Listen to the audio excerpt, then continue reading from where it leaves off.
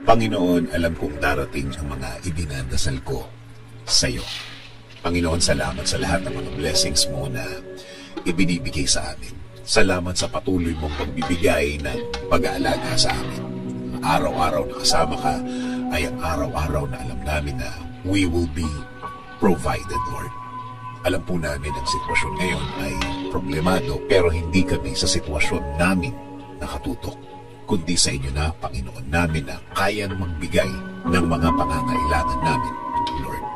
Ikaw na laging tumutulong sa amin, Lord. Alam namin na hindi na magtatagal ang aming sitwasyon at makikita at marireceive na namin ang mga bagay na ipinagdadasal namin na magbabago ng aming mga kinakaharap ngayon. At alam namin, hindi na magtatagal yun, Panginoon. Hindi rin kami padadaya sa aming nakikita, sa mga sinasabi ng iba na hindi na magagawa ng paraan at wala ng solusyon ang aming mga problema. Na ito daw ay mas lalala pa, na ito daw ay mas gagrabe pa, na kahit na daw ano ang gawin namin, ay wala ng pag-asa pang mabago ang mga nasa harapan ko. Panginoon, kung salita lang nila ang aming pakikinggan, kung mga sinasabi nila ang aming iisipin, Lord, para ko lang pinahina ang faith ko sa inyo.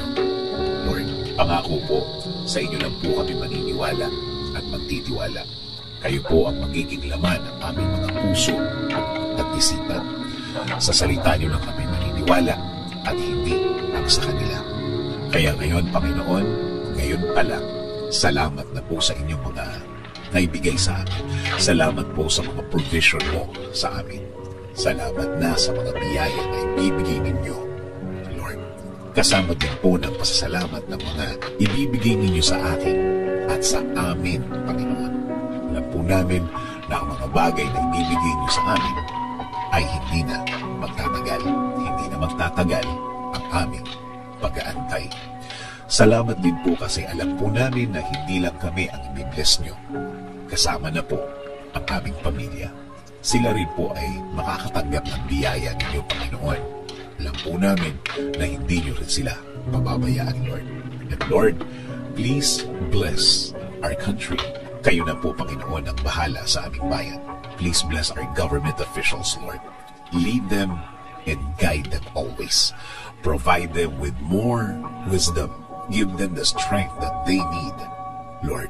Lord, maraming salamat sa lahat. Sa lahat ng inyong ibinigay at ibibigay sa aming sarili, sa aming pamilya, at sa aming bayan. This is our prayer. In Jesus' name,